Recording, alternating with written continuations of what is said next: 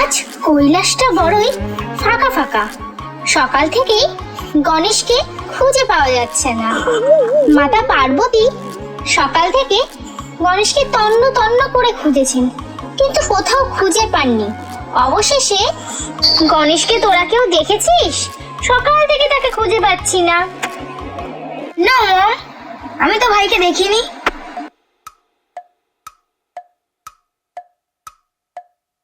মা লক্ষ্মী, তুই কি তোর ভাইকে দেখেছিস? সকাল থেকে তাকে দেখতে পাচ্ছি না।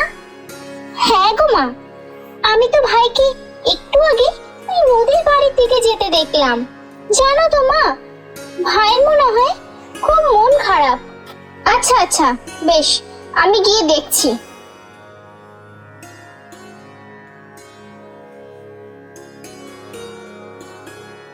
এই গনা গনা, তুই ওরকম ভাবে মন খারাপ করে বসে আছিস কেন?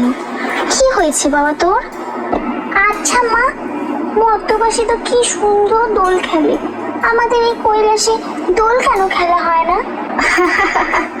ও, এই ব্যাপার, তুই এই জন্য মন খারাপ করছিস? আচ্ছা আচ্ছা, বেশ, তোকে আর মন খারাপ করতে হবে না। তোর পিতাকে বলে আমি এই কৈলাসে দোল খেলার ব্যবস্থা করছি। ওমা, তাই? সত্যি সত্যি বলছো মা তুমি? ঠিক আছে ঠিক আছে, আমি তাহলে কার্তিক দাদা, সরস্বতী দিদি, লক্ষ্মী দিদি, ওদের সবাইকে গিয়ে বলি কি মজা আমাদের কৈলাসে দোল খেলা হবে।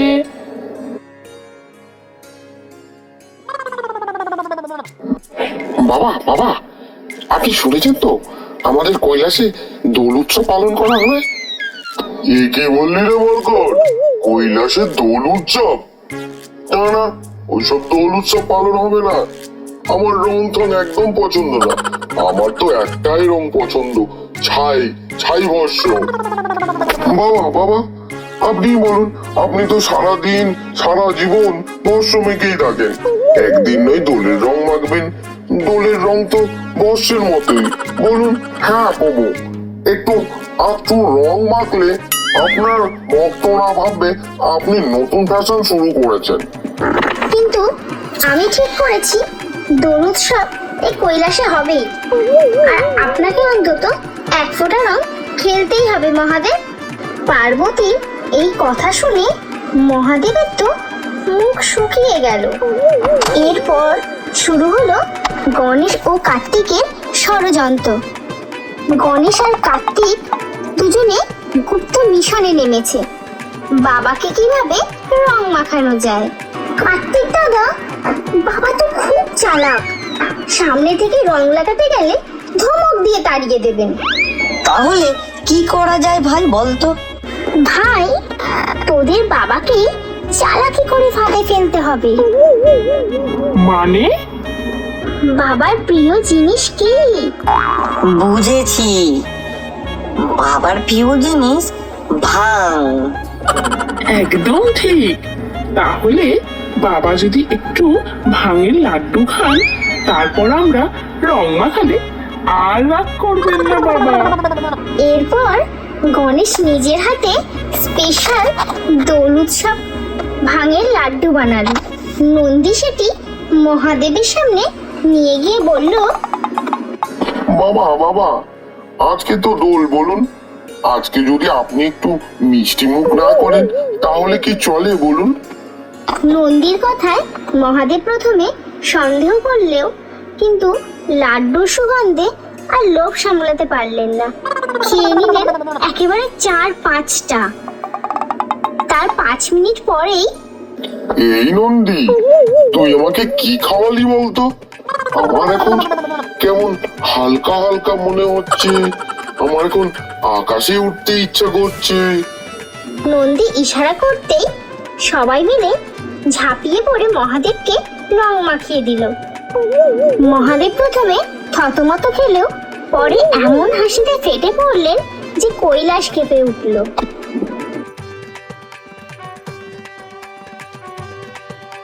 নারায়ণ নারায়ণ, এ তো কৈলাসে ইলাহি ব্যাপার।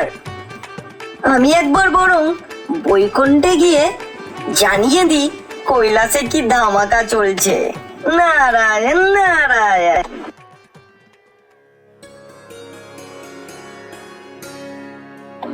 নারদমণি, আপনি যদি এখন বৈকুণ্ঠে যান তবে আপনাকেও এক পাত্র রং মাখতে হবে।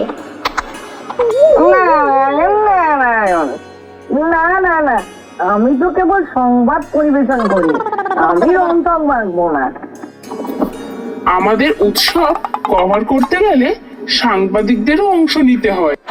সবাই মিলে নারদমণিকে রং মাখিয়ে ভূত করে দিলেন, আর নারদমণি নারায়ণ করতে করতে একেবারে গা ঢাকা দিলেন।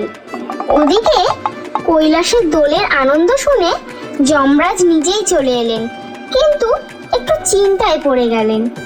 কৈলাসে চলে তো এলাম দোল খেলতে, কিন্তু আমার শরীর তো এতই এমনিতেই কালো, যদি আরো রং লাগায় তাহলে তো কেউ আমাকে চিনতেই পারবে না। ওহে জম আঙ্কেল, চিন্তা করো না, আমরা তোমার জন্য সাদা রং রেখেছি।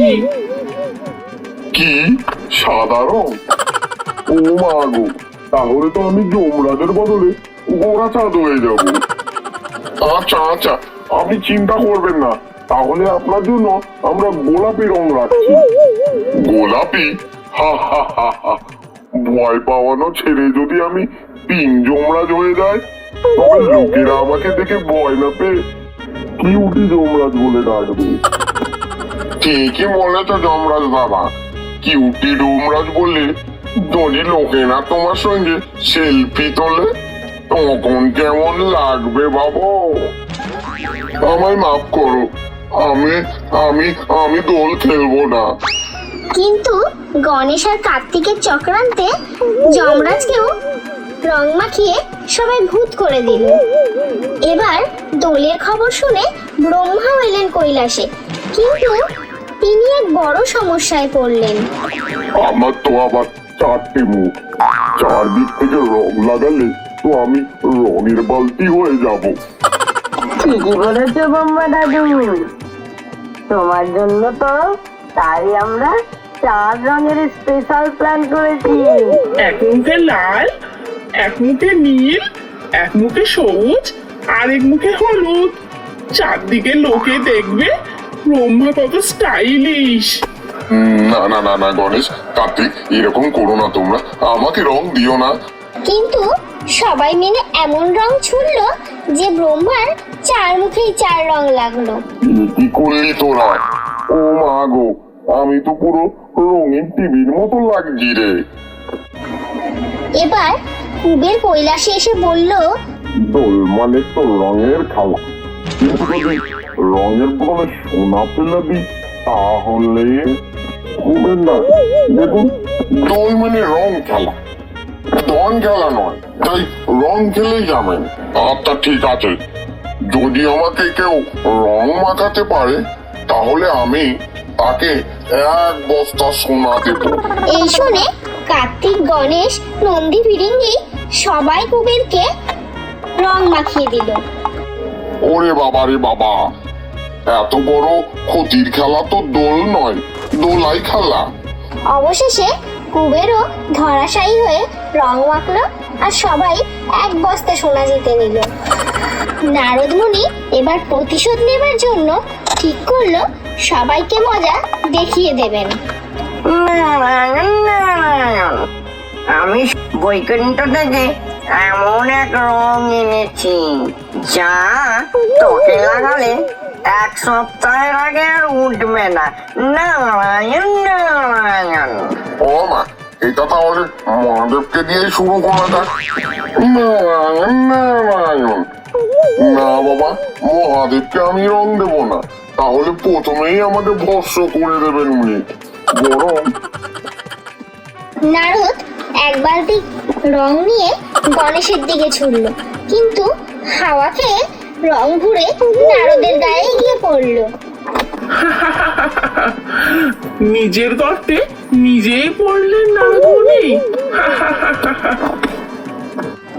নারায়ণ নারায়ণ। ইয়ে কি হলো?